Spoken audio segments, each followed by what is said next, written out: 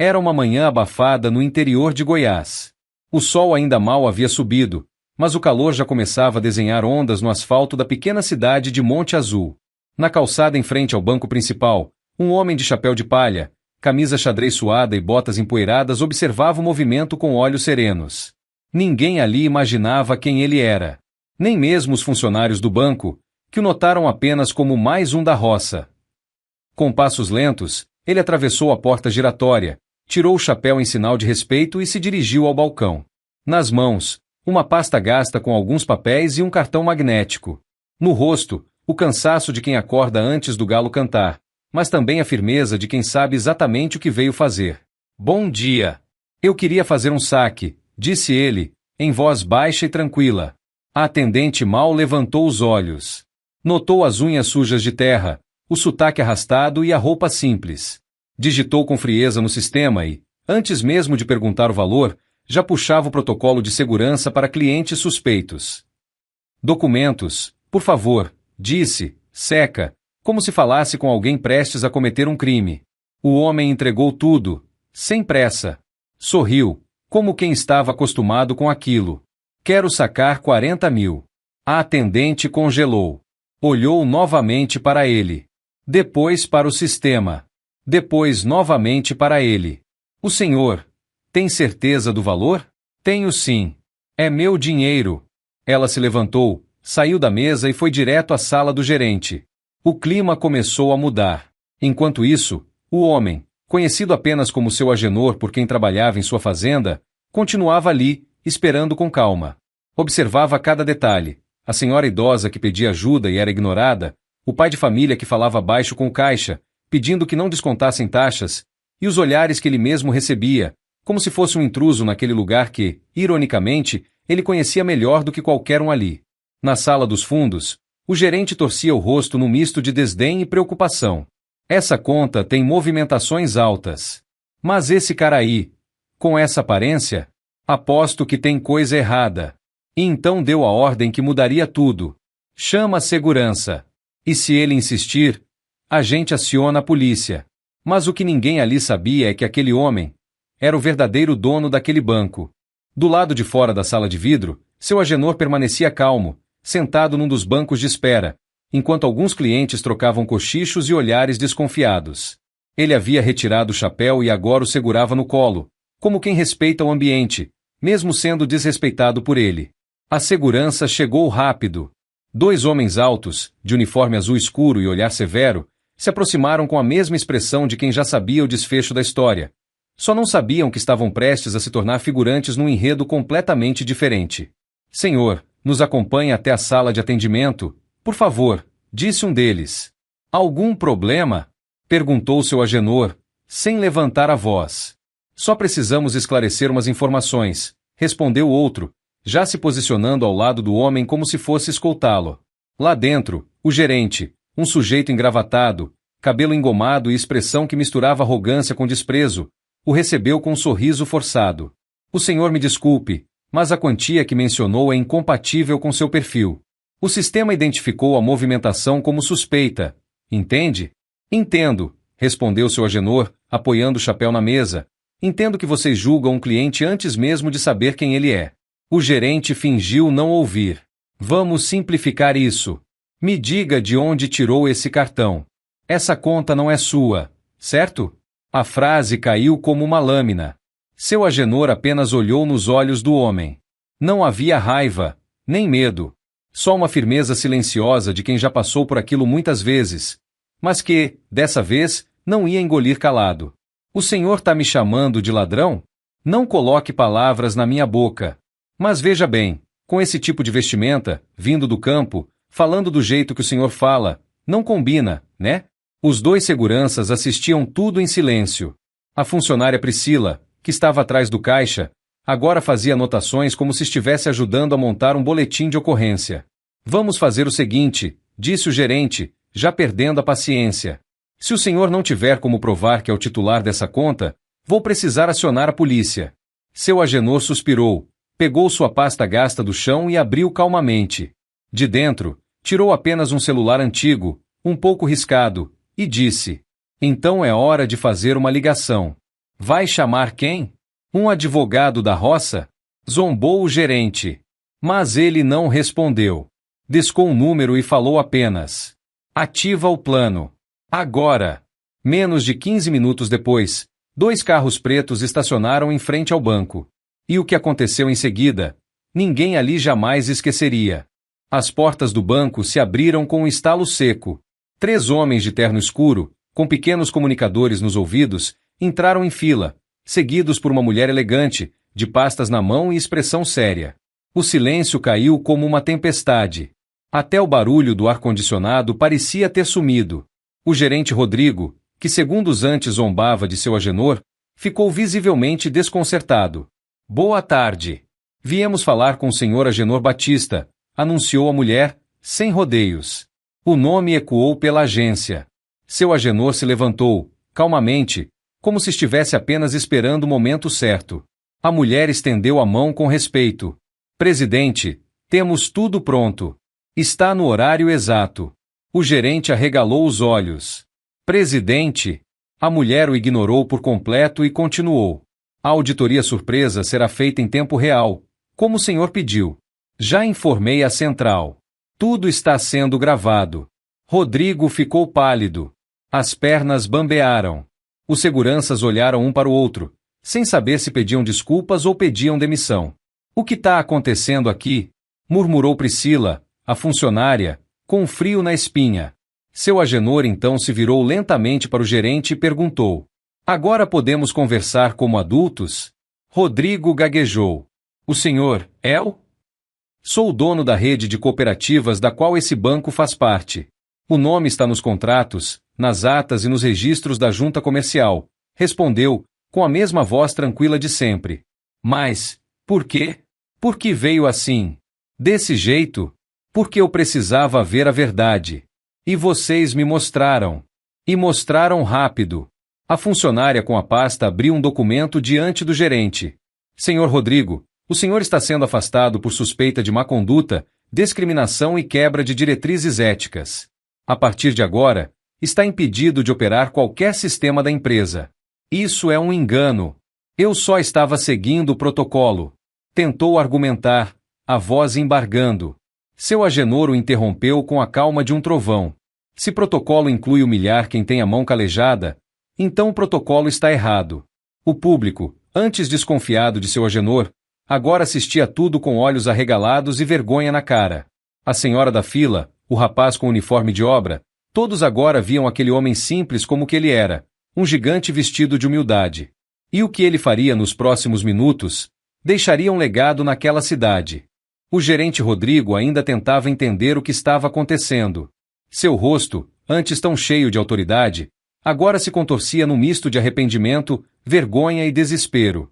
Por favor, eu não sabia. O senhor estava vestido, daquele jeito. Seu Agenor não ergueu a voz. Nem precisou. Apenas olhou nos olhos do homem e falou com a força de quem veio da terra, mas agora tinha poder nas mãos. E se eu fosse só um lavrador mesmo? Ia me tratar do mesmo jeito? Rodrigo silenciou. Olhou para o chão. E ali, pela primeira vez, começou a entender o tamanho da burrada que havia feito. A funcionária da pasta estendeu outro documento. Senhor Rodrigo, está a sua notificação de desligamento. A partir deste instante, o senhor está formalmente afastado do cargo de gerente da agência. Priscila, que assistia tudo paralisada atrás do balcão, arregalou os olhos. E eu? Seu Agenor virou-se devagar para ela. Você vai responder a uma sindicância interna. Foi cúmplice por omissão. Quando vê uma injustiça e se cala, está escolhendo um lado. E não é o lado certo. Ela abaixou a cabeça, olhos marejados. Não havia mais o ar de superioridade. Só arrependimento e medo. O clima na agência mudou. Os clientes que antes desconfiavam de seu Agenor agora observavam com respeito. Um senhor de boina murmurou para o filho. Esse homem é diferente. E era mesmo. Essa agência vai passar por uma transformação completa, disse Agenor, agora se dirigindo a todos. Mas não é na pintura, nos móveis ou nas máquinas. É na consciência de quem veste esse uniforme. Ele se aproximou da senhora que antes estava com dificuldades no totem. Dona Zuleide, que ainda segurava uma sacola com pães. Me perdoe, dona. Eu vi o que aconteceu com a senhora e não esqueci. Ela sorriu, tímida. O senhor era aquele moço humilde? Era não, dona. Ainda sou. E é por isso que eu voltei. Ela segurou sua mão com firmeza, emocionada. Se todo patrão fosse assim, o mundo era outro. E naquele momento, toda a agência entendeu que não estavam diante de um homem rico. Estavam diante de um homem justo. O ex-gerente Rodrigo já havia entregue o crachá, o cartão de acesso e todos os documentos que o ligavam à instituição. Com os olhos no chão, saiu da agência como quem carrega um peso que não consegue mais esconder. Nenhum funcionário o acompanhou. Nenhuma palavra foi dita.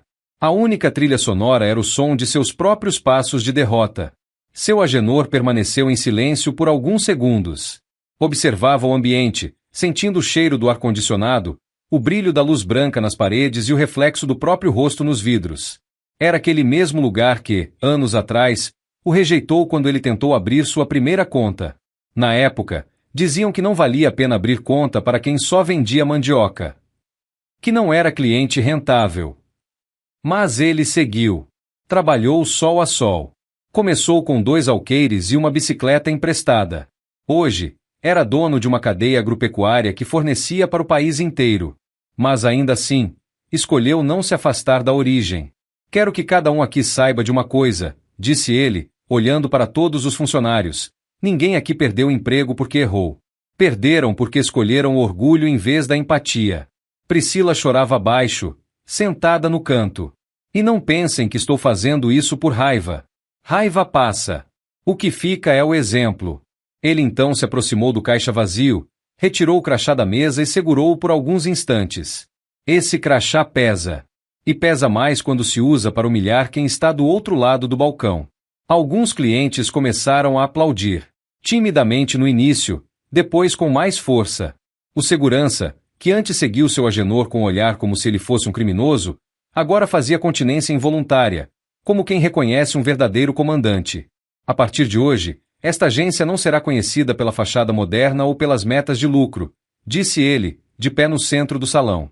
Será lembrada por tratar com respeito o lavrador, o gari, a costureira, a diarista, o aposentado, o desempregado. Porque se tem uma coisa que o dinheiro nunca comprou, é dignidade.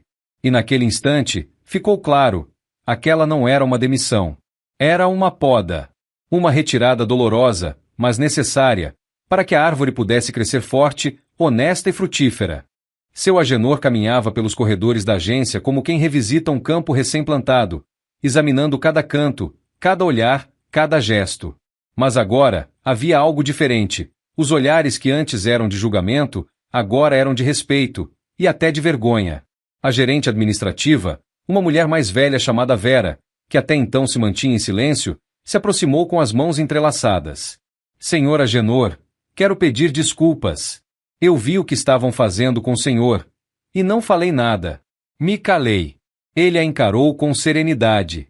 O silêncio também machuca, Dona Vera. Mas reconhecer isso é o primeiro passo para curar. Ela sentiu, com lágrimas nos olhos. Aquilo não era apenas um discurso. Era uma aula.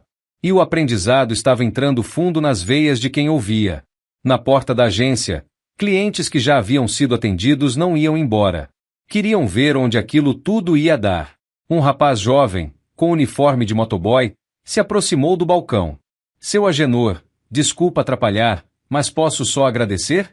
Claro, meu filho, disse ele, se aproximando. O senhor não fez isso só por você. Fez pela gente. Porque hoje, o senhor provou que a gente não é invisível. Agenor sorriu e colocou a mão no ombro do rapaz. Invisível só é quem perdeu a fé no próximo. E se eu puder acender uma luz onde tiver escuridão, já valeu. Do outro lado da agência, um novo funcionário, jovem, recém-contratado, observava tudo em silêncio. Era negro, de cabelo rastafari, e durante semanas vinha sendo tratado com desdém por colegas mais antigos. Naquele dia, ele viu ali algo que jamais esperava. Justiça. Seu Agenor caminhou até ele. Qual o seu nome? Ramon. Senhor. Ramon, fica tranquilo. A partir de hoje, aqui você vai ser tratado como profissional, não como exceção. E mais, se alguém te olhar torto, me avisa direto. Ramon não respondeu. Apenas assentiu com os olhos brilhando. Aquela fala era mais do que proteção. Era reconhecimento. Naquele momento, não havia mais dúvida. A verdadeira revolução não estava nos sistemas do banco, nem nas metas do mês. Estava na forma como as pessoas seriam vistas. E, principalmente, tratadas. Na sala de reuniões improvisada no fundo da agência, a equipe convocada por seu Agenor já dava início ao plano de reestruturação. Não era apenas uma questão de substituir o gerente ou aplicar advertências, era reconstruir a alma do lugar. A partir de hoje, disse Agenor, em voz firme, cada funcionário novo vai passar por um treinamento de atendimento humanizado. Quero que cada pessoa que entrar aqui seja tratada como alguém que importa. Por que importa? A consultora que o acompanhava fazia anotações rápidas. Ramon, o novo funcionário, participava da conversa com entusiasmo. E até Dona Vera, agora com a postura transformada, ajudava a organizar ideias para melhorar o fluxo de atendimento de idosos e pessoas com dificuldade de leitura digital. Enquanto isso, na parte da frente da agência, clientes começaram a relatar situações que haviam vivido ali. Um aposentado contou que teve um pedido de empréstimo negado sem nem olhar no sistema. Uma vendedora ambulante relatou ter sido chamada de sem perfil por tentar abrir uma conta empresarial. Seu Agenor ouviu tudo, um por um. Cada história dessas, disse ele, é uma ferida aberta. Mas cada ferida que a gente trata com respeito, vira cicatriz de superação. Uma das funcionárias mais antigas, silenciosa até então, se aproximou com os olhos cheios d'água. Seu Agenor, eu achava que só quem tinha diploma ou carro bonito podia dar ordem aqui. Mas hoje, o senhor me ensinou mais do que qualquer faculdade. Ele sorriu. O diploma ensina a trabalhar, mas é o caráter que ensina a respeitar. Ela o abraçou, emocionada. E naquela agência, onde antes só se ouvia o tilintar dos teclados e os avisos automáticos do sistema, agora se ouvia algo raro, consciência despertando. Já era quase hora do almoço quando seu Agenor caminhou até a porta de saída. O sol do interior batia forte na calçada, e o cheiro de poeira misturado ao de esperança preenchia o ar. Mas antes de ir, ele se virou para os que ficaram e disse: Eu vim hoje como fazendeiro, mas saio como cliente. Porque o dia que um banco esquecer disso, perde o que tem de mais precioso, a confiança. E então, tirou o chapéu, colocou de volta na cabeça e caminhou para fora, deixando para trás não só uma agência diferente, mas um campo inteiro pronto para florescer. Dias se passaram. A notícia do que aconteceu naquela agência se espalhou pela cidade como fogo em palha seca. Não demorou muito para que rádios locais, jornais regionais e até programas de TV falassem sobre o fazendeiro que desmontou um banco com educação e dignidade. Mas para seu Agenor, aquilo tudo era apenas o início. De volta à sua fazenda, entre tratores e galpões, ele manteve a mesma rotina.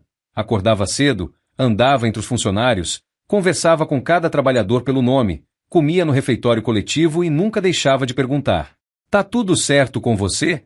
Não precisava de terno, de helicóptero, nem de escolta para ser respeitado. Porque o respeito que ele cultivava vinha da terra e brotava no coração. Na agência reformulada, uma nova placa foi colocada logo na entrada, com uma frase escolhida por ele mesmo: Aqui, o valor das pessoas vem antes do valor do saldo. A funcionária Vera foi promovida a gerente interina e passou a liderar as mudanças com mão firme e alma leve. Ramon foi efetivado e começou a treinar os novos funcionários com base na vivência que teve com seu Agenor. E Priscila, após cumprir o afastamento e passar por um novo treinamento, voltou transformada. Agora, era uma das mais empáticas atendentes da rede. Na parede dos fundos da agência, onde antes havia apenas quadros corporativos frios, agora havia uma imagem simples. Uma fotografia em preto e branco de seu Agenor, com o chapéu na mão, sorrindo ao lado de Dona Zuleide, a idosa que ele ajudou no dia da virada. E abaixo, uma pequena dedicatória. Ao homem que lembrou a todos nós que humildade não se veste, se pratica. Seu Agenor nunca mais precisou voltar àquela agência para testar ninguém. Mas vez ou outra, ainda passava na frente, montado em seu cavalo, acenando para os funcionários que agora sorriam com o coração, não por obrigação, mas por respeito. E sempre que alguém lhe perguntava por que fez tudo aquilo, ele respondia com a mesma simplicidade de sempre: porque eu já fui tratado como se fosse ninguém. E hoje, Só quero garantir que ninguém mais seja tratado assim. E assim, no silêncio fértil do interior, onde as grandes lições brotam debaixo do barro, um homem simples plantou algo que banco nenhum no mundo pode oferecer: dignidade.